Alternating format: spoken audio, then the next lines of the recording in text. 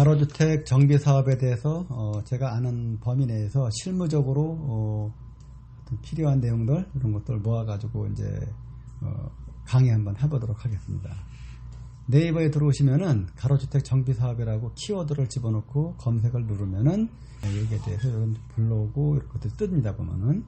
그래서 여기 제일 처음에 나와 있는 거 요거 가지고 한번 제가 풀어가면서 한번 이야기해 보도록 하겠습니다. 이렇게 보면은 가로주택 요거 이렇게 이제 클릭하면은 내용이 이렇게 뜨거든요. 보면은 이게 아니구나.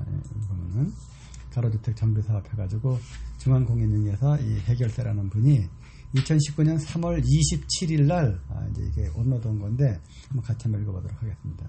이 가로주택 정비 사업은 요즘에 상당히 뜨고 있는 소규모 재건축 사업인데 여기 보면 정의를 내려놨어요. 가로주택 정비 사업이란 기존 저층 주거지의 도시 조직 및 가로망은 그대로 유지하면서 노후 불량 주거지의 공동주택을 신축하는 소규모 주택 정비 사업을 말한다 이렇게 했거든요. 그래서 이게 뒤에 이야기가 나오지만 작은 규모로다가 뭐 한 동짜리, 두 동짜리, 뭐 세 동짜리 이렇게 작게 아파트를 지어가지고 이제 분양하는 하는데 이게 그 분양 목적이 아니라 그 기존 살던 사람들이 거기 떠나지 않고 거기서 헌집 부숴가지고 새집 짓는 그런 개념의 재건축 사업이기 때문에 지자체에서 국가에서 해가지고 지자체에서 많은 지원을 해줍니다.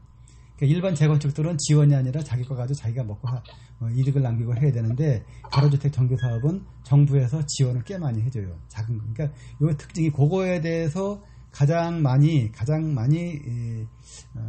혜택을 받는 내용들을 여기다 써놨는데 우선 이 가로주택 정비 사업은 어디에 속하는 법인가 하면은 빈집 및 소규모 주택 정비에 관한 특례법 여기에 속하는 거거든요. 그래서 이 빈집 및 소규모 주택에 관한 특례법 요걸 찾아보시려면은 네이버에 들어가셔서 법제처라고 아까처럼 검색어를 치시면은 이 법제처가 이렇게 뜨거든요. 이제 이 법제처가 뜨는데 법제처 검색창에다가 빈집 및 소규모 주택 해가지고 치게 되면은 뭐 이렇게 이제 나오거든요. 이렇게 해도 되고 여기 국가법령정보센터라고 있어요. 여기 보면은 국가법령정보센터를 눌러서 빈집 및 소규모 주택 이렇게 해서 치게 되면은 이렇게 이제 법령이 뜨거든요. 뜨는 것들 요거 이제 눌러가지고 다운받아가지고 해보면 여기 뭐 시행일자부터 해가지고 가장 최근에 시행된 거는 시행규칙이죠. 시행규칙이 이게 2019년 1월 7일부터 시행규칙이 나왔거든요. 여기 시행규칙 보고 이 내용들 다 다운받아서 보시면은 아마 될 겁니다. 그래서 지금까지 이 법의 모법이 어디에 있었는가, 원래 근본되는 모법이 어디 있었는가를 몰랐던 분들은 국가법령정보센터라는 이 사이트에 들어오셔가지고 이렇게 빈집 및 소규모 주택 특례법 이렇게 치시게 되면은 이런 법이 이렇게 뜨거든요. 여기서 건축법이나 이런 여러 가지 다 찾아볼 수가 있어요. 보면은 그래서 이 국가법령정보센터 요것도 하나에 아는 사람들은 아무것도 아닌데 제가 요즘에 이런 거를 자꾸 정보를 알려고 하다 보니까 정말 모르면은 너무도 먼 길을 돌아가는 게 정보예요. 근데 정보를 알고 나면 너무도 가까이 있는 게 정보고. 그래서 요것도 하나의 중기업을 하는 중개사라든가 또는 이런 재건축 이런 거에 관심이 있거나 이런 분들에게는 상당히 좋은 정보가 되는 거니까 한번 요거 하나씩 눌러가지고 다운받아서 보시면 좋을 것 같습니다. 다시 이제 가로주택 정비 사업으로 들어가가지고 그런 식으로 요걸 찾아보면 되거든요. 관계 법령어를. 그래서 이제 가로주택 빈집 및 소규모 주택 정비법 시행령 법조문에 보면은 현재 있는 낡은 기존 주택이 모두 단독주택인 경우에는 10세대, 그 다음에 기존 낡은 주택이 노후된 주택이 다세대 주택인 경우는 20세대, 그리고 단독과 다세대가 혼재되어 있는 경우는 20세대인 경우에 그 이상의 경우는 20세대 이상이면은 가로주택 정비 사업을 할 수가 있다고 되어 있습니다. 그 다음에 뒤에 나오지만 100세대 이하에까지 또 규정을 둡니다. 이게 너무 커지게 되면은 정부에서 혜택 안 줍니다. 가로주택 정비 사업이 아니라 일반 재건축 사업으로 가야 되는 거죠. 도시 및 주거 정비법 가지고 조정법으로 가게 되는 건데, 하여튼 이렇게 여기에서 주는 요 20세대 이상 100세대 이하 요거는 상당히 혜택을 줘서 이제 노후된 동네 이런 곳에 정부에서 지원을 해줘가지고 빨리빨리 재건축돼서 이제 주택 개량 사업을 하고자 하는 그런 사업의 일환으로 시작된 거거든요. 그래서 하여튼 인센티브를 많이 주는 건데 뒤에 차근차근 하나씩 이야기해 보도록 하겠습니다. 봐가지고 이 해당 사업구역 면적이 1만 제곱미터 미만일 것 그랬거든요. 그러니까 1만 제곱미터 이상 되면 이것도 일반 재건축으로 가야 되는 겁니다. 그리고 이제 여기 보면은 노후 불량 건축물의 수가 해당 전체 사업구역에서 3분의 2 이상일 것. 그러니까 상당히 낡은 지역이죠. 낡고 막 오래된 이런 집들이 3분의 2 이상 된다면은 요 조건이 아까 나왔죠. 20세대 이상 100세대 이하, 그 다음에 3분의 2 이상 노후된 것, 그 다음에 1만 제곱미터 이하일 것, 그렇게 이렇게 되어 있거든요.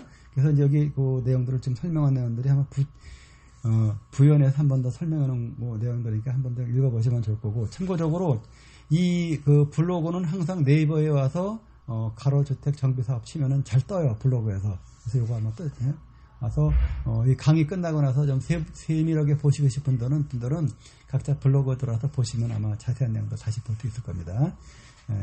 여기 이제 10,000제곱미터 미만이라고 되어 있고, 그 다음에 10,000제곱미터 그 안에 4m 초과가 되는 도로가 관통해서 지나가면은 그 도로는 없애지 못해요. 그거는 그대로 놔둬야 되는 거거든요. 근데 4m 이하의 도로가 있을 경우에는 이건 없앨 수가 있는 거예요. 법에서 정한 거거든요.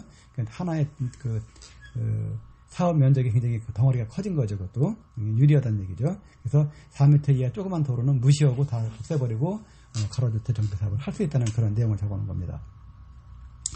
자, 이제 여기서 보면은 가로주택 정비 사업 구역 해가지고 대상이 가로구역 내 주택 또는 토지 소유자 80% 이상이 동의를 해야 한다 이렇게 돼 있고, 노후도는 좀 전에 얘기했듯이 3분의 2 이상이고, 그 다음에 단독주택과 공동주택의 세대수가 20세대 이상인 지역, 이렇게 가장 기본적인 규정을 여기다 적어놨어요.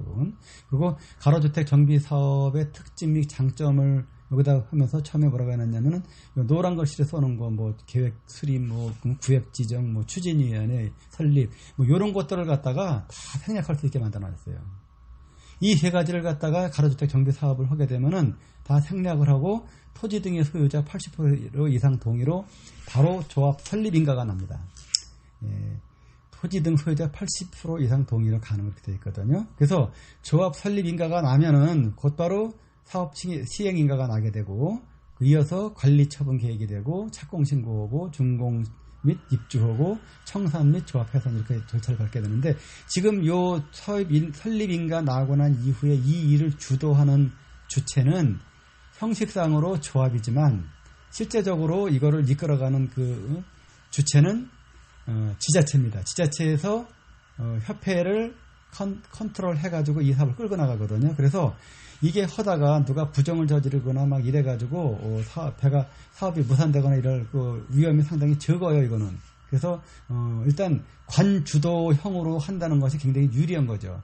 민간 주도로 하다 보면은 거기에 욕심 많은 사람들이 막 이 사람 저 사람 다 껴가지고 이상한 짓들 하다가 잡혀가기도 하고 막 그러잖아요. 근데 여기서는 그런 게 없어요. 이 가로주택 정비 사업은 주체를 형식적으로 조합이 하면서 실질적으로 일하는 그 주체는 지자체거든요. 관리 감독 철저히 해가지고. 그래서 그런 거가 또 이제 장점이 될 수가 있고, 또 한편으로는 단점도 될 수 있는데, 그 부분은 제가 여기서는 다루지 않고 다음에 기회가 되면 또 다루도록 하겠습니다.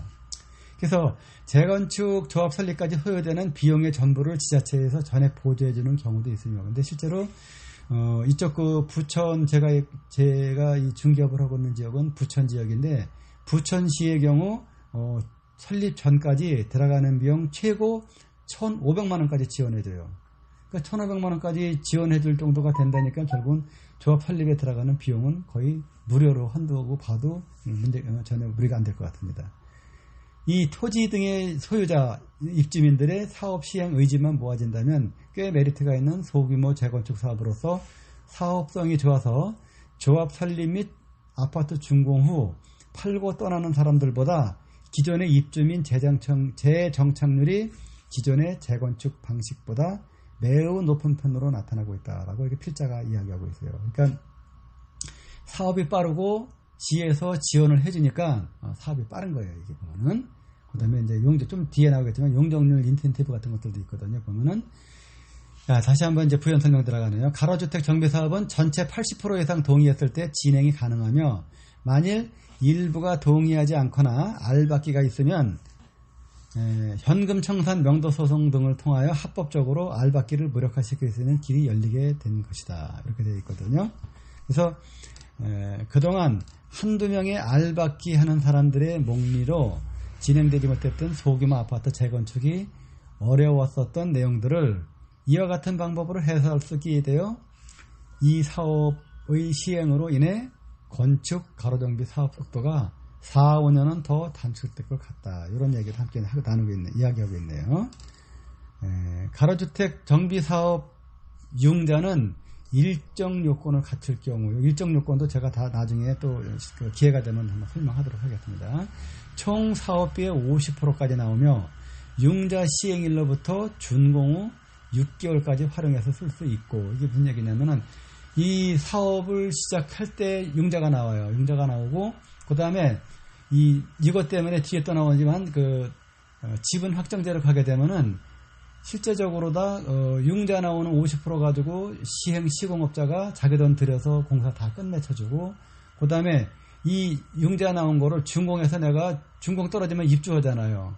입주하고 6개월까지도 갚지 않고 버티다가 그 안에 여유가 되는 사람은 거기 갚아가면서 살면 되는 거고, 여유가 안 되는 사람은 그 6개월 안에 팔고 나가면 되거든요. 그러니까 이 재건축, 소규모 재건축을 안 해야 할 이유가 하나도 없는 거예요. 이건 반드시 해야 되는 거거든요. 근데 왜 안 할까요? 참 이상하죠? 자, 다음 얘기 또 넘어가죠. 공적 임대 공급 시, 공적 임대주택 공급 시 70%까지 낮은 저리로 융자가 가능하면 물론 상환 기간도 10년까지나 준다.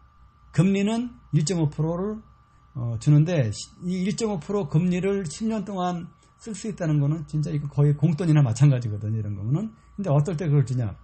공공임대주택을 공급할 때 이게 어떤 케이스냐면은 이제 소규모 주택이니까 예를 들어서 뭐 한 60세대가 나왔다고 쳐요. 그리고 기존 그 조합원 수가 최초에 원 조합원 수가 뭐 한 42명이었었는데 이게 잘 용적률이 좋고 사업성이 좋아가지고 60세대를 건립했어요. 그러면 60세대면 몇 개가 남은 거죠, 이게? 18개 남았나요? 18세대가 남았는데 18세대 중에서 일반 분양 한 5개 하고 공공임대주택으로 13개를 갖다가 공공임대주택으로 했다 그러면은 이럴 경우에 용적률도 많이 주고 70% 낮은 저리 금리를 준다는 거거든요. 여기는 뭐가 깔려 있는 거냐면은 공공임대주택을 일반 동네에 들어오게 되면 그 동네 사람들이 좀 반대를 많이 하는 편이에요. 왜냐면 임대주택에 들어오는 그 세대들이 되게 보면 열악한 분들이 많거든요. 열악한 분들이 많다 보니까 왜 우리 동네에 가난한 사람들이 사는 그 동네를 만드냐 그래서 반대들 많이 한 게 전에 그 행복주택이나 이런 거 굉장히 반발이 심했었잖아요. 목동 쪽에서 했던 것도 그렇고 굉장히 심했었는데 이 동네 기존 동네에다가 이런 인센티브를 줘가지고 공공임대주택을 늘려간다면은 이 정부 구율 사업으로서는 상당히 좋은 거잖아요. 자연스럽게 임대주택을 확보할 수 있으니까. 그래서 이런 혜택을 주고 같이 윈윈하자고 이런 걸 만들어 놓은 거거든요. 그러니까 이런 것도 마찬가지예요. 재건축, 소규모 재건축하면서 이거 다 챙겨 먹으면 좋은 거거든요. 굳이 이거 안 할 필요가 없는 거거든요. 어차피 세상 사람들 다 같이 살게 돼 있는 건데 굉장히 좋은 내용. 저 개인적인 생각은 저는 좋은 거라고 생각하는데 또 아닌 분들은 또 아닐 수도 있는 거거든요. 이런 거 임대주택 들어오면 집값 떨어진다고 그러고 그럴 수도 있는 거기 때문에 그거는 뭐 개인 성향에 따라 다른 거고 하여튼 강의를 하고 있는 저로서는 꽤 괜찮은 거다 이렇게 생각하고 있어요. 자, 아래 자료는 최근 가로정비 사업이 추진되고 있는 지역의 주민들 동의를 받기 위해 건축업자가 만든 설명서인데 방금 설명한 내용들을 그림과 함께 설명하고 있다 해가지고 좀 전에 설명한 내용들이 이렇게 홍보지에 나온 걸 제가 요거를 캡처해가지고 올려놨어요. 이렇게 이분이 이렇게 올려놨는데 보니까 뭐 제가 좀 떠들은 얘기들 여기 다 이렇게 나와 있거든요. 그래서 뭐 사업 절차 간소화로 기간 및 비용 절감해가지고 뭐 기존 거는 이렇게 막 복잡한데 여기 가로주택 정비 사업은 다 생략해버리고 간단하게 나와 있거든요. 보면은 아주 간단하게 보면은. 아래 자료는 최근 가로정비 사업이 추진되고 있는 지역의 주민들 동의를 받기 위해 건축업자가 만든 설명서인데 본 필자가 차분히 내용들을 검토해 보았더니 예상되는 분양가 내용을 주변 실제 분양 가격보다 20-30% 정도 낮게 추정하여 산정된 것으로 보이며 조합원 분담금 산정에서도 실제보다 대략 3분의 2 정도밖에 표시되지 않은 것으로 보인다. 이렇게 얘기하고 필자 개인 견해라고 써놨거든요. 그러니까 이 내용은 뭐 분양가보다 10% 작을 수도 있고 10% 많을 수도 있고 또 요것도 마찬가지로 수치가 달라져 쓰는 건데 이 글을 쓴 필자가 이렇게 생각했다는 거기 때문에 이걸 갖다가 저 사람 틀렸네 맞았네 이렇게 할 필요는 없고 우리는 이거를 보는 거를 공부는 내용으로 보자는 얘기죠. 그래서 여기 뭐 이렇게 이제 만약에 이 필자가 본 내용을 한번 분석해 본다면은 실제 분양가보다 이렇게 뭐 한 20% 정도 작게 해서 설명을 했다 그러다면은 경쟁력에서 아예 앞서겠다는 얘기거든요. 이 사업자는 이 사업 설명을 하는 사람은 어떤 사람은 평당 600만 원에 짓겠는데 자기는 500만 원에 짓겠다면 이 사람 유리한 거죠. 그럼 이 사람한테 동의해서 줄 거 아니에요, 사람들이. 그런 목적으로 썼다는 걸 갖다 이렇게 필자 견해로 나타낸 게 이렇게 해서 우회적으로 알아볼 수 있는 사람은 알아보라고 이렇게 써놓은 것 같아요. 제가 보니까. 이제 그건 뭐 제가 설명하면서 부에서 설명하는 건데, 이게 또 장점, 단점 다 있거든요. 그거 나중에 또 가서 이야기하도록 하겠습니다. 또한 이 재건축 사업에서 아까 올린 그 홍보지 재건축 사업에서 상가 수익 부분을 누락하여 본 홍보지 내용에서는 찾아볼 수가 없는 것이 아마도 추후 지분 확정제 시행으로 공사의 가닥을 잡았을 때 시행 및 시공업자가 자신들의 공사 시공 마진 및 분양가의 잉여 이익 등을 극대화하려는 내심으로 추측된다. 이것도 역시 이렇게 가지고 필자 개인 견해 이렇게 표시를 해놨어요. 자 보면은 여기에 지금 그 가로주택 정비사업, 소규모 주택 재정비 사업을 하는 요 지역을 제가 가봤더니 옆에는 굉장히 큰 대형 재래시장이 있고 거기에 바로 옆에 있는 필지인데 만약에 여기다가 한 60세대 아파트를 짓고 그 아파트에다가 지하에다가 분양을 해가지고 대형 슈퍼마켓이 들어간다면은 옆에 시장이 있기 때문에 그 시장의 시장 유동 인구들을 끌어들일 수 있는 여건이 충분히 있기 때문에 지하도 분양이 잘 될 것이고 1층 상가는 물론 참 잘 되겠죠. 그래도 옆에니까 깨끗한 건물에 했으니까 식당을 차려도 좋고 뭘 차려도 아마 다 될 수 있는 그런 조건이니까 높은 가격에 분양이 잘 될 것 같고 2층에도 뭐 잘하면 병원도 한두 개 들어올 수 있는 그런 정도의 입지가 좋은 지역이거든요. 근데 그런 상가 부분을 싹 누락시켜버리고 이 사람들이 만약에 지분 확정제로 가게 된다면은 이거는 진짜 막말로 노다지 주순 거나 마찬가지거든요. 이런 내용들을 갖다가 상가 부분을 싹 누락해서 하나도 안 집어넣었어요. 그리고 분양가 싸게 집어넣고 그러니까 이거 모르는 사람들은 나 굉장히 싸게 지니까 여기다 동의서 낼 수 있는 거거든요. 근데 이런 것들을 요 필자는 알아차리고 여기다 이렇게 써놓은 거예요. 해가지고 뒤에 또 내용이 또 이제 부연 설명 또 나오네 보니까 아래 내용은 가로정비 재건축 사업의 사업 내용 및 수익성을 산출하기 위해 뽑은 기초 데이터인데 본 필자가 알아보기 쉽도록 다시 한번 큰 글씨로 정리해봤다. 이렇게 해가지고 이제 블로그 주인이 써놨어요. 여기다 보면은 아래 내용에서 총 사업비 내역은 총 공사 연면적이 1,700평이고 공사비 평당가를 510만 원으로 잡았어요. 그래서 예 곱하기 예 하니까 총 공사 연면적 곱하기 평당가 하니까 총 공사 비용이 87억 원이라는 금액이 나왔거든요. 여기 보면 뭐 이제 이거는 그냥 억원 단위로다가 이렇게 써놨어요. 해서 단위를 억원 단위 썼고 여기 이제 배포한 홍보지 내용을 일부 캡처해서 올린 건데 총 사업 비용은 연면적에다가 평당 공사비를 곱한 게 총 사업비거든요. 그래서 여기 연면적 계산한 게 나왔는데 1772평인데 1700평이라고 치자고요. 그러면 1700평은 어떻게 나왔는가 하면은 대지 면적이 550평이거든요. 550평에다가 용적률을 229%를 했는데 요거를 230%로 그냥 보자고요. 230% 하게 되면은 약 1700평 정도 공사를 해야 할 양이 나와요. 이게 보면은. 이제 그래서 여기 사업 대지의 지역이라고 나와 있는데 이제 이거는 국계법에 나오는 국토계획법에 나와 있는 토지 이용 계획에 나와 있는 건데 거기에 보면은 2종 일반 주거지역으로 이렇게 된 지역이에요. 그래서 2종 일반 주거지역, 3종 주거지역, 그 다음에 준주거지역 이런 데는 아파트를 많이 지어요. 보통 보면은. 그래서 이제 요거 2종 일반 주거지역이 주로 빌라가 많이 산재됐던 지역인데 요즘에는 여기다가 이 용적률이 상향되면서 아파트들을 많이 짓기 시작했어요. 그래서 부천시의 용적률 최고는 230%인데 여긴 지금 229점 몇 프로가 나왔으니까 230%다 찾아본 거니까 이거는 사업성이 상당히 좋은 거예요. 그 다음에 건폐율이 31% 나는데 이 건폐율은 크게 의미가 없어요. 뭐 이종 주거지역에서 특히 아파트를 질 적에 이 건폐율은 별 의미가 없어요. 좀 더 이렇게 좀 초보인 분들을 위해서 한번 설명을 좀 부연을 한다면은 용적률은 건축물이 뚱뚱한 정도를 나타내는 그런 데 쓰는 거고 건폐율은 건축물이 날씬한 정도를 나타내는 데 쓰게 돼요.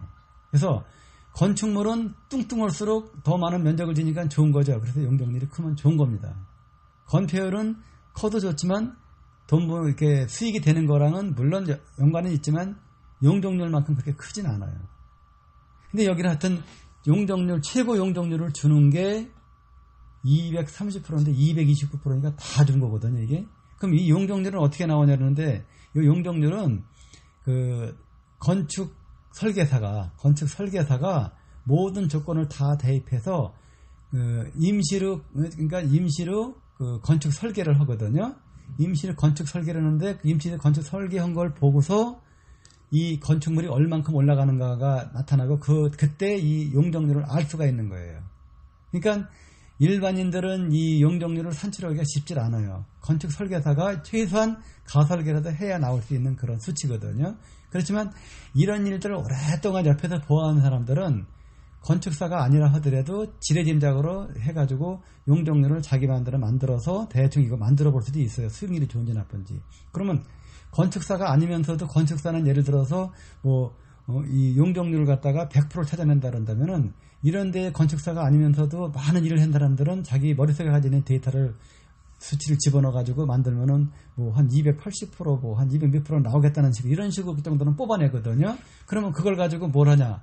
어떤 지역에 가서 어떤 빌라를 얼마큼 낡은 거를 얼마에 사면은 저게 재건축이 되면 상당히 이것처럼 사업성이 좋아서 돈이 잘 되겠냐는 걸 알 수가 있는 거죠.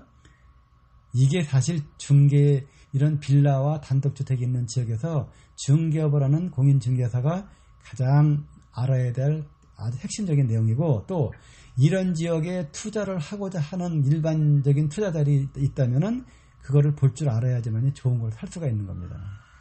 가장 쉬운 예로다가 우리가 보면은 북쪽에 도로를 낀 건 집을 사면은 유리하고 좋다 그런 얘기 많이 들어보셨죠? 그것도 그 중에 하나가 북쪽에 도로를 낀 그런 빌라를 사게 되면 이 용적률이 올라갑니다. 이게 수익성이 좋아지거든요. 그래서 그게 좋다는 거거든요. 예, 그거는 제가 또 다음에 또 이제 기회가 되면은 그거 도면 찾아보는 그 지적도 찾아보는 거 해서부터 해가지고 또 한번 제가 오픈해서 알려드릴 할 테니까 거기 제 중간에 그 끝나고 나면은 그 우측 하단에 보면은 구독이라고 하는 그 버튼이 있거든요. 그 버튼 한번 꾹 눌러주시고 좋아요도 눌러주시면 좋고요. 또 그다음에 거기 보면은 그 구독 누르고 나면 옆에 알람도 돼 있는 설정돼 있어요. 빨갛게. 그래서 그거 눌러주면 이렇게 알람처럼 표시가 되거든요. 그러면 제가 나중에 이렇게 좋은 강의 또 기회가 돼서 하게 되면 제일 먼저 알람 올려주니까 또 와서 보시면 되거든요. 그래서 계속해서 제 강의 들으실 분들은 그거 구독 눌러주시면 보실 수가 있고 또 제가 강의하는 게 너무 허접해가지고 별 재미도 없고 그러면 굳이 그거 누를 필요 없죠. 저 역시도 제가 이걸 갖다가 잘 하지도 못하면서 보라 그러면 또 보시는 분한테 누가 될 수도 있는 거니까. 자, 그건 이제 그 개인적인 얘기고 다시 그래서 여기에 나와 있는 데이터를 보니까 용적률이 한 230% 가까이 나왔고 그다음에 세대수를 62세대를 짓는다 그러네요. 요거 제가 보니까 여기가 48세대가 그럴 거예요. 근데 이거를 62세대 짓는다 그러네요. 그러니까 상당히 많이 나오죠. 그 다음에 연면적이 5,600제곱미터인데 평으로 환산하니까 1,700평 정도 나오거든요. 그리고 이제 거기에 나와 있는 여기 보니까 아파트를 2동을 줘요. 101동, 102동 짓는데 합쳐가지고 62세대를 줘요. 여기서 보면은. 62세대를 가지고 평형은 몇 평형 이렇게 나와 있거든요. 그래서 요거 이제 한번 천천히 보시고 여기 이제 이거를 해놓고 이 건축업자가 단서 조항을 달아놨어요. 보니까 건축 연면적 및 규모는 향후 건축 심의 및 각종 영향평가 사업 시행인가 등의 심의 과정에서 변경될 수 있음 이렇게 나와 있거든요. 그러니까 건축 이 용적률을 이렇게 최고로 많이 뽑아놓고 나서 나중에 이거 이렇게 안 나오더라도 이 사람들이 빠져나갈 구멍을 뭘 만들어 놨냐면은 심의 과정에서 변경될 수 있다고 써놓은 거예요, 이거를. 그럼 어떡합니까? 이미 동의해가지고 재건축은 진행되는데 분담금 올라가도 할 말이 없는 거죠. 근데 이 사람들은 오다 땄어요. 자기들이 선점을 해가지고 이런 내용을 만들어서 따냈거든요. 그 왜? 어떻게 만들었냐면은 이렇게 만든 거 이런 거 다 빼버리고 이렇게 올려가지고 다 만든 거거든요. 그래서 해놓고서 동의서를 먼저 받아놓고 나서 나중에 이걸 가지고 자 거기 보십시오. 이렇게 제가 심의 과정에서 변경될 수 있다고 써놓지 않았습니까? 할 말이 없는 거예요, 이거는요. 그럼 이런 일을 안 당하려면 어떻게 돼요? 이거를 추진하는 이 건축 시행업자한테, 시공 시행업자한테 모든 걸 다 맡길 것이 아니라 제가 지금 강의하는 내용, 이거를 잘 숙지하시고 이해하시고 숙지하셨다가 이런 자료가 나왔을 적에 바로 거기서 동의서 진구하는 거 써주지 말고 들고 오셔가지고 공부하시는 겁니다. 다 공부하고 한 다음에 우리께 과연 얼마가 남는지 이렇게 해가지고 찾아서 총회를 거치고 그 다음에 그것도 모자라면 외부 전문가 초빙에다가 그 사람 강의를 주고 돈이 몇억이 몇십억이 왔다 갔다 하는 데까지 그 돈 몇만 원 못 줍니까? 몇십만 원? 주고서 충분한 강의 듣고 총회에서 협의해가지고 믿을만한 사람들, 이럴만한 사람들 그 조합장 뽑고 감사 뽑고 이래야지 이거 저 조합장 감사 뽑을 적에 거기서 나서기 좋아하고 특히 말 잘하고 감투 쓰기 좋아하고 이런 사람들 뽑아놓으면 제가 여태까지 인생 살아오면서 느꼈는데 그런 사람 치고서 뒤끝이 좋은 사람 제가 별로 못 봤어요. 보면은 진짜 그 점잖고 양심적인 사람들은 감투 씌워줘도 안 한다 그래요. 대개 보면은. 이게 무슨 얘기냐면은 그만큼 열심히 일해도 먹을 게 없다는 얘기거든요. 근데 잔머리 잘 굴러가는 사람들은 감투 쓰고 나면 어떻게든지 지껏 챙기려고 그러거든요. 그래서 이 조합원 되는 분들은 그거 잘 조심해가지고 진짜 일할 줄 아는 사람 뽑아놔야지 뭐 누가 막 바람 불고 막 그렇게 해가지고 거기다가 쏠려가지고 저 사람을 하고 막 찍어주고 그러면은 고양이한테 고기 몇 개는 끄게 되는 경우가 의외로 많이 나거든요. 그리고 그게 웬만하면 그래도 또 그 사람이 자기는 좀 자기 이익을 가져간다 하더라도 일을 또 열심히 해서 추진력이 있어가지고 사업을 빨리 끝내가지고 이득을 볼 수 있는 그런 또 이점도 있어요. 그게 또 다 나쁜 건 아니에요. 그럴 경우 또 좋을 경우도 있거든요. 그렇지만 그게 또 심한 사람 만나면은 이 사람들 심하게 하다가 걸려가지고 또 뭐 잡혀가는 사람들도 종종 우리 보이죠. 구속됐다는 사람들, 조합장들. 그게 그런 케이스거든요. 그러니까 감투 쓰기 좋아하는 사람들 정말 그날 뽑지 말고 좀 더 이렇게 그 사람에 대해서 인사검증을 여기저기 물어봐가지고 정말 좋은 사람인지 확인한 다음에 좀 괜찮은 사람이 있으면은 하지 않으려고 뒤로 빼는 사람이 있어도 자꾸 추대해서 그 사람 뽑아다가 일을 시켜야지 내가 하고 해서 하는 사람들은 대부분 보면 욕심들 많다. 모르겠어요. 다른 사람들은 모르겠는데 제가 살아온 인생이 그랬습니다. 다 그렇다는 얘기는 아니고요. 요거는 강의하는 본 강사 개인 견해입니다. 네, 자 그렇게 하고 좀 이렇게 해서 평수별로 이렇게 나와 있거든요. 그래서 이제 다음으로 현재 상태 종전가치 평가에 관련된 내용이다. 그러니까 종전가치라는 내용은 아파트를 건립하기 전에 그걸 갖다가 종전이라는 용어로 사용합니다. 그래서 종전가치라고 해서요. 자, 이런 자료들을 만들어서 주민 설명회에서 30분 정도 간략하게 토지 등의 소유자에게 브리핑을 하는데 전문가가 아닌 일반 사람들은 금액의 결과치만 잠시 기억할 뿐 이런 내용을 그 자리에서 검토할 수조차 없다. 이거 어려워요. 이거 저도 안 돼요. 거기서 이거 언제 계산기 두들겨 때려가지고서 찾아내요. 못 찾아내요. 숫자가 이렇게 여러 개가 왔다 갔다 하는데 이걸 한 번에 찾아내는 거는 이거를 만든 사람 말고는 그렇게 금방금방 해독하는 그런 내용 자체가 아니에요, 이게. 굉장히 그 복잡한 내용이 간략하게 만든 거거든요. 그러니까 어떻게 해야 돼요? 여기 때 나오죠. 다시 말해서 건축 시행업자는 요식 행위로서 복잡한 자료를 제공하고 주민들 대부분이 전문가가 아니므로 현장에서 자료의 이해와 해독은 별 의미가 없어 주최 측의 가로주택 정비사업 동의 징구 완성 목적을 우선으로 삼아 설명회를 진행하는 것이 일반적이다 그랬거든요. 그러니까 동의서 받기 위해서 이렇게 하는 거예요. 만들어 놓고 이거를 그 설명회에 들어간 사람들은 이 내용을 알고 와서 귀 기울여서 잘 듣고 해야 된다는 얘기죠. 제가 여기서 지금 이렇게 얘기할 적에 이 시행 또는 시공 시행 이런 사람들이 지금 나쁘다고 얘기하는 건 절대로 아닙니다. 이분들은 영업 목적에 또 그리고 영업 이윤의 극대화를 위해서 이렇게 할 수 있는 겁니다. 이 사람들은 당연히 이렇게 하는 거고 이 사람들한테 내 이권을 조금이라도 더 지키고 이 사람들도 적당히 돈을 벌어가고 나도 내가 손에 덜 보고 하고자 이런 강의를 하는 거고 알아차리라고 제가 말씀드리는 거지. 절대로 이 건축 시행업자를 제가 무슨 뭐 적으로 두거나 이렇게 하는 강의가 아니니까 혹시라도 건축 시행업자분들이 제 강의를 듣는다면 오해는 하지 말아주셨으면 좋겠습니다. 다만 옳고 그른 이야기를 제가 하는 것뿐이라는 거는 한번 알아주셨으면 감사하겠습니다. 그리고 하나 더 추가한다면은 이런 설명회에서는 업자와 묵시적으로 결탁하듯한 바람잡이 같은 사람들이 몇몇 있는데 참석한 관련인들을 부추기는 행위를 한다.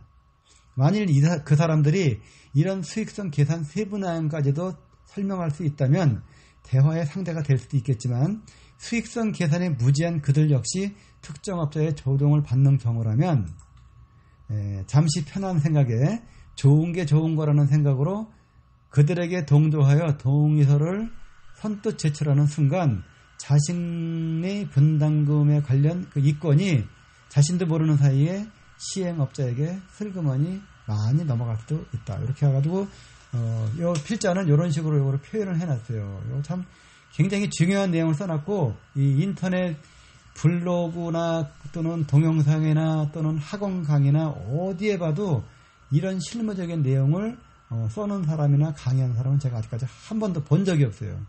이게 왜 그러냐면은 굉장히 이런 시행 시공하는 분들을 굉장히 어렵게 만드는 그런 내용이고 또 그동안 예를 들어서 그 조합원이 60명이라고 한다면은 60명 중에서 한두 명 정도가 요 정도 알고 있을까? 나머지 한 50명 정도는 이런 거 몰라요. 그리고 나머지 한 10명 정도가 대충 아는 정도고 그런 건데 제가 요걸 강의를 험으로 인해 가지고 강의를 2번, 3번 반복해 들으면서 이걸 깨우치고 이해를 할 정도가 된다면은 앞으로 이런 분들은 이런 재건축 사업을 할 때 설명회 가가지고 이 설명서 보고서 바로바로 찾아내가지고 자기가 어떻게 처신을 해야 이득을 가장 많이 챙겨올 수 있다는 걸 알고 거기에 따라서 행동을 할 것입니다. 그러니까 이렇게 옆에 바람잡이를 한다 다 무시하고 자기만의 올바른 생각으로 판단할 수 있는 거죠. 제가 강의하는 그 내용이 바로 지금 그것을 강의하고 있는 것입니다. 제가 너무 잘난 척하는 것 같네요. 하여튼 정말 제가 이거는 이런 강의를 제가 여러분들이 하는 걸 봤는데 진짜 전문 강사님들이 강의하시는 거 보면은 강의 참 잘해요. 그분들 법률 용어 뜸방뜸방 써가면서 아주 떡 떨어지게 이렇게 강의를 하시는데 이 일반인들이 또는 이거를 깊숙이 세부적인 실무를 알고 싶은 분들이 그거를 듣고서 강의를 듣고서 뭘 깨우치려고 그러면은 꼭 뭔가 어디 2%가 빠져 있어요. 진짜 중요한 게 안 들어가 있어요. 그런 내용들이 방금 전에 얘기한 이런 내용들을 그분들이 하질 않는 거거든요. 민감하기 때문에 못하는 거예요. 그분들은 그런 강의를 하고 사는 게 그분들 직업이고 저는 이 강의가 제 직업 아니거든요. 저는 강의가 직업이 아니고 그냥 여러 사람들한테 올바른 지식, 내용 이런 것들을 그냥 올바르게 전달하고 싶은 그런 마음에서 하는 거고 제가 중개업을 하면서 한 10몇 년을 하면서 저는 아직 돈을 많이 벌어본 적이 한 번도 없어요. 돈 많이 못 버니까 왜 못 버냐면은 중개업을 하면서 너무도 투명하고 솔직하면 돈을 벌 수가 없는 게 중개업뿐만 아니라 모든 경영, 이익, 마진이 발생하는 곳에서는 다 까발리고 나면은 어떻게 돈을 못 벌죠. 요즘에 보니까 재건축하는데 재건축하는 지역에 분양가 공개하라고 막 그렇게 하는데 그거 그렇게 하면 안 되는 거예요. 그거. 재건축 시행하는 사람들 돈 벌어야지 하는 거지 어떻게 거기다가 재오픈하라고 그럽니까?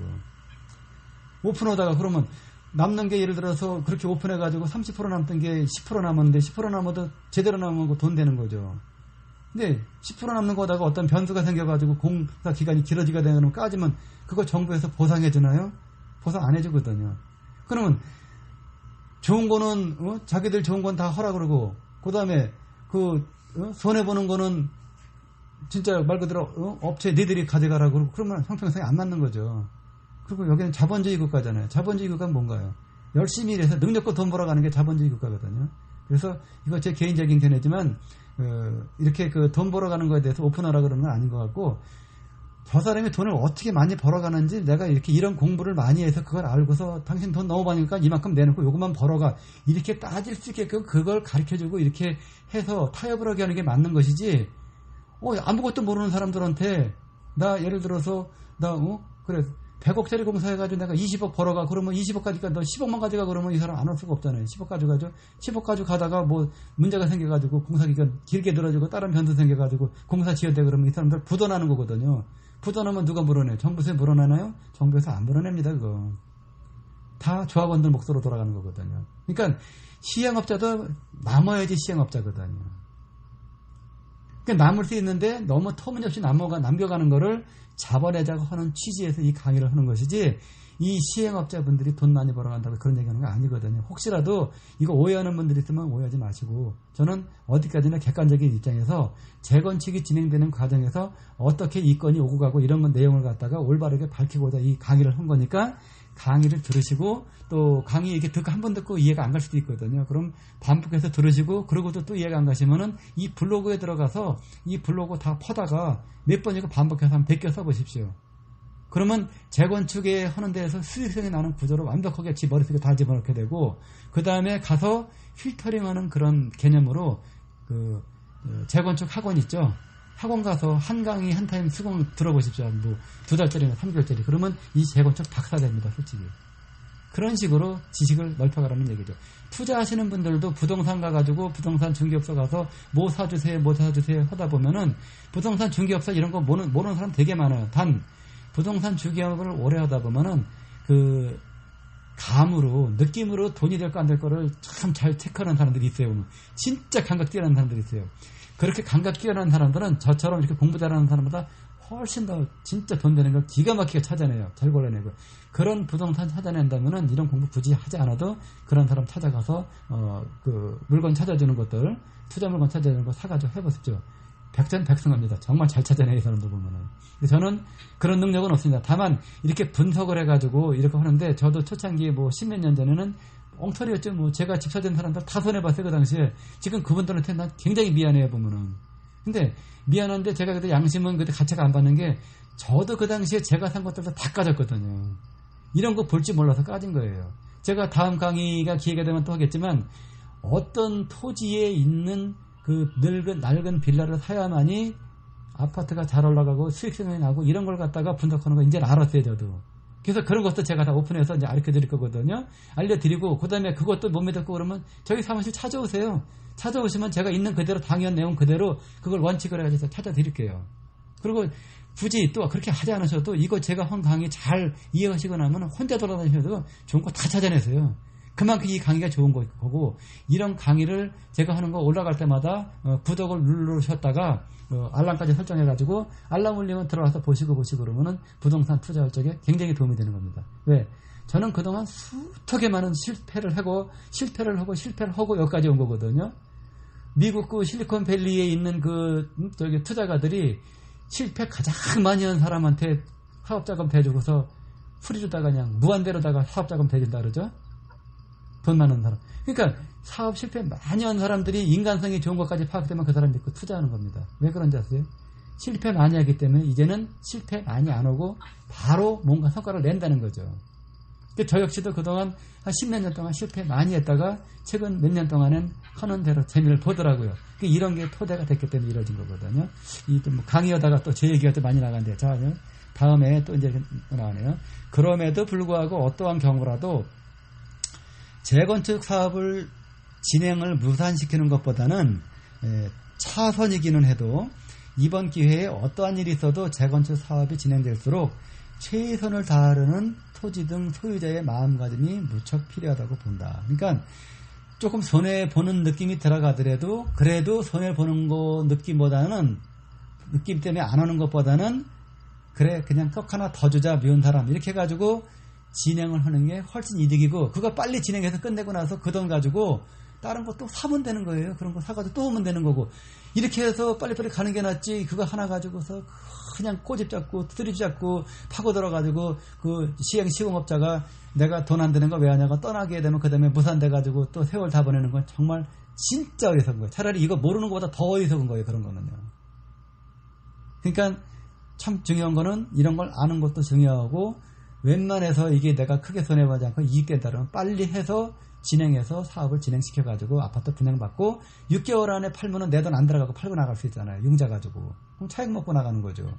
그래서 그 차익 먹는 게 과연 얼마짜리 주택을 사가지고 나중에 아파트 분양되면 얼마 먹겠구나 하는 것도 이 내용 끝에 가서 이렇게 나오거든요. 제가 강의하는 게 이제 지금부터 나오는데 끝까지 한번 다 들어보세요. 좀 제가 말을 잘 못해가지고 지루할 수도 있어요. 이 내용이 보면은. 그런데 끝까지 한번 들어보세요. 보통 아마 제가 보기에는 한 50분에서 1시간 정도 강의가 되지 않을까 싶어요. 이 강의 내용이 보면은.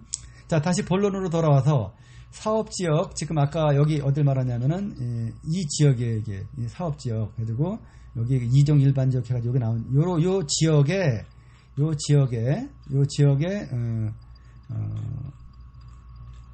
보면은 그러니까 본론으로 돌아와서 사업지역 토지 평당 가격을 1250만 원으로 했어요. 그래서 보면은 이 1250만 원은 감정평가사가 평가를 해도 되고 실제적으로 다 국토교통부에 들어가서 그쪽 지역 그 번지수 되고 그 다음에 거기 그런 빌라가 팔렸는 걸 갖다 쭉 조사해보면 최근 뭐 몇 년 동안 팔린 거 데이터가 다 나와요. 그러면 거기 집은 몇 평당 얼마에 팔린가 나오니까 이런 식으로 이거 뽑아낼 수 있어요. 보면은 감정평가사라고 해가지고 뭐 이거랑 동떨어진 평가 절대로 안 해요. 그 사람들도 역시 그런 자료들을 토대로 해서 뽑아냈는데 실제 매매 사례가액을 갖다 이렇게 1250만 원을 평균 나가지고 만드는 거거든요. 이 업자는. 그래서 여기는 평당 1250만 원 가는 것 같아요. 보니까. 그리고 아까 토탈 여기 이제 1250만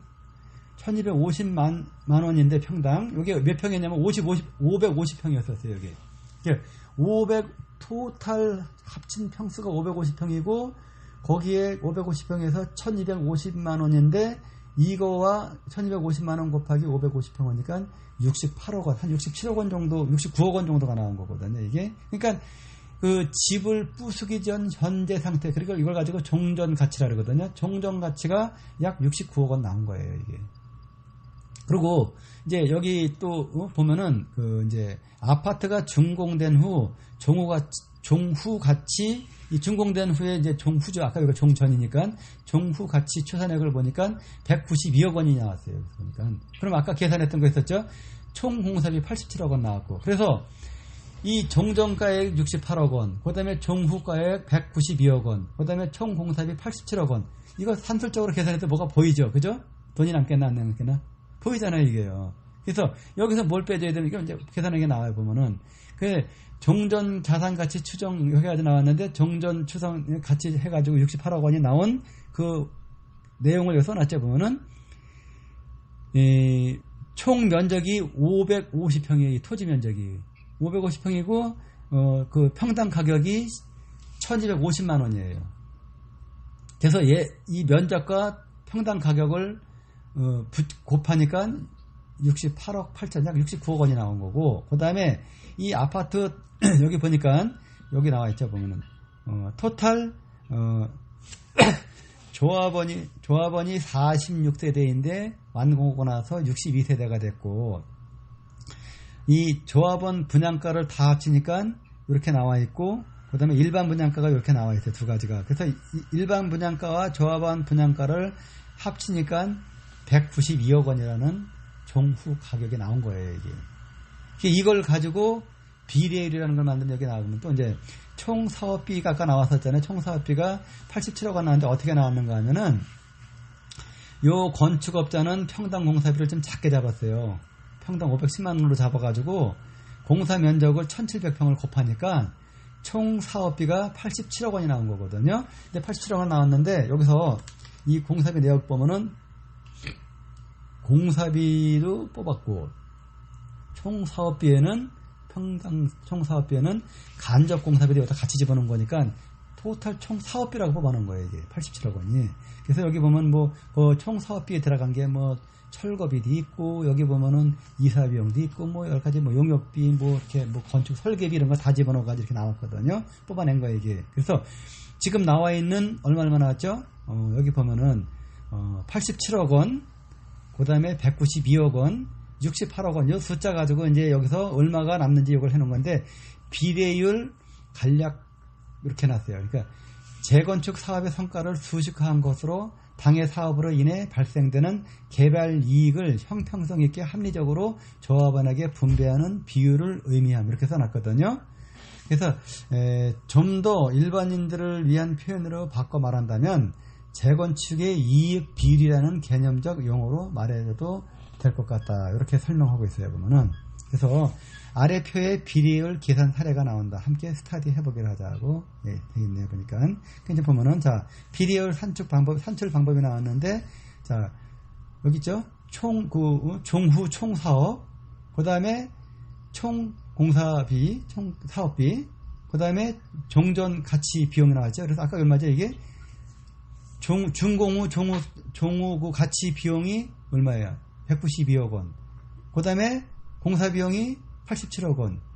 그러니까 그러니까 여기서 토탈 분양돼서 나오는 금액에서 총 공사비를 뺀 그걸 가지고 내가 전에 가지고 있던, 그러니까 집을 부수기 전에 그 가지고 있던 종전 가치를 갖다가 나눠준 걸 갖다가 100분율로 하니까 152%라는 비례율이 나왔어요. 그게 비례율 152% 나왔거든요. 아파트 재건축에서 비례율 152%라는 거는 진짜 무지하게 좋은 거예요. 이거는요. 정말 좋은 거거든요. 그래서 이제 여기 보면은 조합원 평당 추정 권리가액 산출 방법 이렇게 나왔는데, 아까 그 550평이 그러니까 한 평당 1250만 원이거든요. 1250만 원에다가 여기 비례율 있죠. 여기 뭐야? 이익률이라고 볼 수 있는 거예요, 이거래요. 비례율을 곱하니까 1900만 원으로 바뀌었어요. 그러면은 아파트를 건립하기 전에 1200만 원짜리 토지가 아파트를 건립하고 나니까 1900만 원짜리 바뀐 거예요, 이게. 얼마 늘었어요? 한 700만 원 늘었죠? 평당. 엄청나게 사업성 좋은 겁니다, 이게. 이런 식으로 계산하는 거거든요. 이게 지금 수치를 써놔가지고 이해가 안 가는데, 요거를 바로 이해하시려면은, 요걸 가지고서 수치를 갖다가 집어넣고, 요 식을 한번 써보고, 그 다음에 여기서 요걸 그대로 베껴 쓰지 말고, 여기다가 아까 192억 원, 총 수입이 192억 원 나온다 그랬어. 맞아. 총 사업비가 87억 원 나온다 그랬어. 요거 뺀 걸 해가지고, 요거 종전자산을 나눠봐. 거기다 100% 하고. 요거를 몇 번 반복해서 하다 보면은 비례율 나오는 거 알게 되고, 여기 이해가 가게 돼요. 읽어가지고는, 여기에 대해서 좀 이렇게 전문 지식이 있는 분들은 보는 순간 알게 될 것이고, 그렇지 않은 분들은 이게 알 것도 같으면서 또 뒤돌아서면 또 까먹어요. 이게 잘 안 되거든요. 그러니까 자꾸 써보면 이게 이해가 가요. 충분히. 그래야지만이 설명해 가서 이걸 보고 바로바로 캐치를 할 수가 있는 거거든요. 그래서 조합원 평당 권리가액을 이제 한철원 방법해가지고 종전자산이 자산평가액이 평당 1200만 원 했던 게 비례율을 집어넣어주니까 1900만 원으로 변신을 한 거거든요. 그래서 if 만약에 지분이 9.8, 여기 보니까 이제 지분 소유자가 아까 몇 개죠? 48세대인가 그랬죠? 42세대인가? 그래가지고 보니까 11.5평짜리 가지고 있는 사람, 11.3평 가지는 사람, 10.23평 가지는 사람, 9.8평, 9평, 8평, 이런 식으로 여러 종류별로 그 아파트래, 빌라가 크기에 따라서 이런 대지 지분을 가지고 있거든요. 그러면 이제 이 11평 반짜리 가지고 있는 사람하고 여기서는 지금 이제 이 필자는 9.862평을 가지고 있는 대지 지분을 가지고 있는 이 사람을 하나 예를 들어서 계산한 거거든요. 자, 보십시오. 9.86평 가지고 있는 사람 권리가액은 9.86평 곱하기 아까 여기 보면 얼마 나왔어요? 평당 권리가액이 1900만 원이죠? 자, 보십시오. 그러면은 9.86평 나누기 9.86평 곱하기 1900만 원 하니까 얼마야 나왔어요? 1억 8천이 나온 거죠? 그러면 9.86평이면은 아까 얼마 나왔어요? 1억 2천? 그렇죠. 한 1억 2천 안 될 거예요. 아마 가격이. 그 빌라 가격이. 낡은 빌라 가격이 1억 2천 안 되는 건데 아파트 건립 후에는 1억 8천이잖아요. 이거 얼마나 좋아요. 한 6, 7천만 원 남은 거잖아요, 이게. 그러니까 어때요? 이런 빌라를 사야지 돈이 된다는 거예요. 투자 빌라가. 이제는 어떤 빌라가 왜 돈이 되는 거를 이제는 이렇게 했으니까 조금 이해가 갈 것 같죠? 좀 더 설명 좀 더 해드릴게요. 그래서 이번에는 이제 보십시오. 아까 보니까 그 아파트 A형, B형, C타입 해가지고, 여기 보니 23평형, 25평형, 30, 요 세 가지를 줘요, 여기서는. 세 가지 줬는데, 처음에 그 필자가 언급해 놓은 게 뭐라 그랬냐면은, 실제 분양가보다 조금 낮게 책정된 거라 했거든요. 23평형이 2억 5천 300이라고 되어 있는데, 실제로 23평형 빌라도 여기 이 정도 가거든요. 아파트는 이것보다 좀 더 나갈 것 같아요, 제가 보니까. 작게 잡아놓은 거, 하여튼, 어쨌든 간에 이 사람들은 그 진구서 동의할 목적으로 이렇게 만들어 놨다는 그런 느낌이 들어가는 게 여기서 좀 나타나고 있어요, 보면은. 그래서, 자, 보시죠. 그럼 2억 3천만 원짜리, 2억 5,300짜리 23평형을 분양을 받는데 이 사람이 대지 지분이 지금 9.8평을 가지고 있어요. 그러면 이 사람의 그 소유자 권리가액이 아까 이런 식으로 계산하니까 1억 8천이 나왔거든요. 그러면 이 아파트는 2억 5천에 분양을 하는데 이 사람 권리가액은 1억 8천이니까 이 분담금, 아니, 그러니까 이 분양가에서 이 사람이 가지고 있는 권리가액을 빼주면은 얼마가 나와요? 6,500만 원이라는 분담금을 내게 되면은 23평을 받을 수가 있는 거예요. 그러면 이 사람이 만약에 요거 뭐 25평 들었고 31평을 받는다고 치자고요. 그러면 31평은 얼마예요? 3억 4천이죠? 3억 4천에서 1억 8천 7백을 빼면은 1억 5천 3백이라는 분담금을 내면은 31평에 들어갈 수가 있는 거예요. 이런 식으로 표를 맞춰가면서 쭉 하면은, 아, 이 분담금이 요렇게 해서 얼마가 되고 얼마가 되는 걸 알 수 있다는 거죠. 좀 복잡한 것 같아도 실제로 요거 한 번씩 읽어보면 잘 이해가 안 가는데 글씨를 쓰면 이게 이해가 갑니다. 나중에 이해가 가게 돼 있고, 지금 이 강의하는 이 내용이 말 그대로다 그 전문 지식을 어느 정도 갖춘 그 사람이, 중개사나 이런 분들이 재건축 학원에 가서 보통 2, 3개월 정도 강의를 듣는 분량을 제가 축약을 해서 제가 엑기스만 빼놔가지고 지금 이렇게 강의를 하는 거거든요. 상당히 이거 참 들어볼 만한 가치가 있는 그런 내용이에요. 이런 강의를 또 비례율만 계산한 거를 봐도, 비례율만 해도 이거에 실무적으로 와 닿지가 않으면은 비례율 계산을 해도 비례율 계산한 거 가지고 실제로 실무에도 잘 적용 안 되거든요. 근데 지금 제가 강의하는 내용은 실제 내용 그 팜플렛을 들고 와서 그걸 분석하게 하면서 이렇게 강의를 하고 있으니까 훨씬 더 이해가 빨리 갈 수 있는 내용이거든요. 요거 참, 저도 사실 이거를 이렇게 터득하기 전까지 이런 강의가 상당히 목말랐었는데 아무리 봐도 학원 와서 공부하고 배우라 그러지 그분들이 이런 강의들 안 하시더라고요. 근데 아마 제가 이런 강의를 했기 때문에 어차피 노출됐으니까 전문 강사하는 분들이 훨씬 더 좋은 실력으로 이와 같은 강의를 할지도 모른다는 제 생각이 추측이 들어갑니다. 그럼 뭐 그렇게 되면 또 저도 한번 한 수 더 배우고 좋겠죠. 여기 나오죠.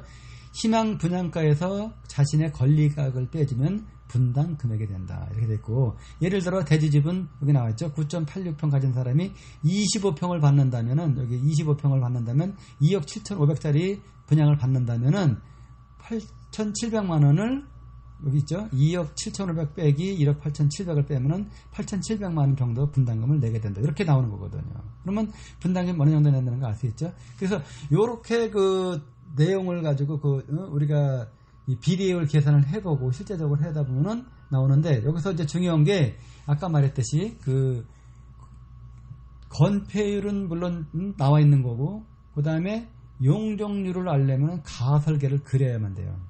근데 가설계 그리려면 아무나 못 그리거든요. 건축 설계사님은 못 그려요.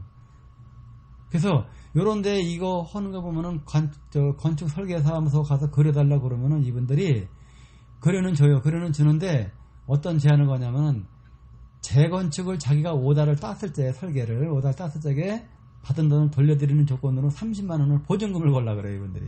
그리고 자기들한테 오다를 주지 못하고 지들이 오다를 따지 못하면 30만 원을 자기들 수고비로 가져간다 그러거든요. 그럼 어떤 일 개인이 용적률을 알기 위해서 설계사한테 30만 원씩 주고 이거 하겠어요? 안 하거든요. 단 몇만 원만 돈 거들려도 사람들이 돈 안 내요. 제가 알아요, 그거 보면은. 일단 내 주머니에서 돈 나가는 거 싫어요. 그리고 뭐든지 초기 할 적에는 사업자가 한다는 식으로 인식되어 있거든요. 그러면 내가 이런 30만 원이라는 돈을, 여기 보세요, 보면은, 조합원이 40몇 명인데, 40몇 명에서 돈 몇천 원씩 내면은 이 돌개도면 그릴 수 있는 거거든요. 그거를 토대로 그려가지고서 그 검토를 받아가지고, 내가 돈 내고 그린 거니까 검토 받아가지고, 제가 강의한 내용 가지고 다 뽑아낼 수 있어요. 얼마 분담금 나오는지. 그 다음에 여기다 상가도 넣어달라고 설계사무소 가서 다시 가서 해달라고 하세요. 설계사무소에서 그거 그려주거든요. 그 그려준 내용 가지고 지금 제가 강의한 내용에다 다 데이터 집어넣어가지고 뽑아보세요. 그러면 분담금 없이도 어떤 분 여기 들어갈 수도 있거든요. 사업장이 좋게 되면은. 이런 거를 갖다가 알라고 제가 지금 이거 한 거거든요. 근데 이런 내용들은 건축 설계업자, 시행업자, 이런 사람들이 자기들끼리만의 비밀을 알고 가야 할 내용들인데, 지금 여기다 제가 재오픈했기 때문에 이거 오픈하고 제가 나중에 어떤 또 뭐 후폭풍을 받을지도 모르겠는데, 이건 뭐 그때 아는 사람은 다 아는 거고, 또 안다고 해서 여러 사람 다 안다고 해놓은 거니까 모르겠어요. 뭐 저에 대해서 뭐 사람이 털어서 먼냐난다고 또 뭐 이런 거 강의해서 미워가지고 뭐 있는 거 없는 거 다 털어가지고 또 뭐 공격해 올 수도 있겠죠. 근데 그걸 뭐 제가 뭐 여기서 살아오면서 이렇게 난 크게 속여가지고 못된 짓 안 했고 그랬으니까 충분히 저는 거기에 대해서 견딜만 하다고 생각하거든요. 자, 그럼 여기 보면은 이렇게 해놓은 거 다 끝난 거가 나오고, 그 다음에 이제 뭐 요거는 이제 참고적으로 읽어보시면 되는 게, 여기 보면은 그전에는 인감증명서 첨부해가지고 그 동의서를 받았었는데, 지금은 가로주택 정비사업은 여기 내용대로 여기 나온 것처럼 쭉 나와 있거든요. 신분증 사본과 자필 서명 날인 후 지장 찍는 것으로 동의서 징구를 대체할 수가 있어요. 보면은 여기 보면 이런 규정도 나와 있고, 그다음에 아까 이 보면 빈집 및 소규모 주택 정비에 관한 특례법, 요 내용을 모법을 찾아볼 수 있는 게 여기 법제처 들어가셔가지고 여기다가 빈집 및 소규모 주택 요거 치게 되면은 여기 이제 요게 나오고 이런 게 나오고, 여기서 특히 여기서 어디 가야 되냐면은 여기 국가법령정보센터 있죠.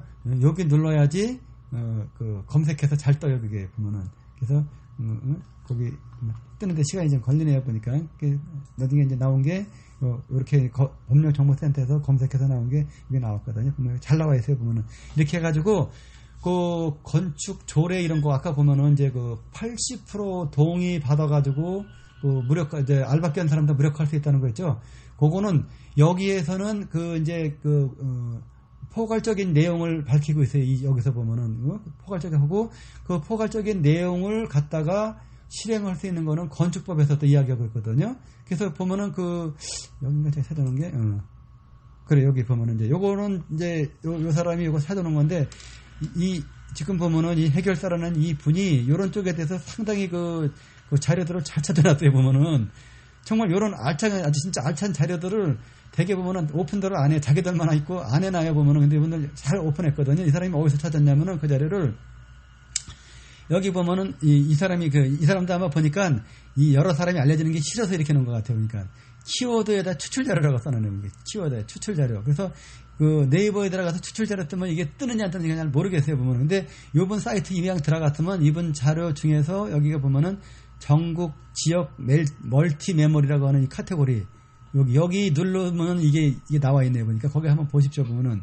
여기 80% 이상 동의받아가지고 20% 동의 안 하는 사람들 무력화시키는 내용이 여기 나와 있어요. 보면 건축주가 대지 이렇게 쭉 나와 있거든요. 이런 것들, 요 내용들이 자세하게 나와 있는데, 요 내용은 다음에 제가 강의할 적에 요거 다시 찾아가지고 강의해가지고 요거 한번 그 내용을 쓰기로 하고, 오늘 강의는 요거로 마치기로 하겠습니다.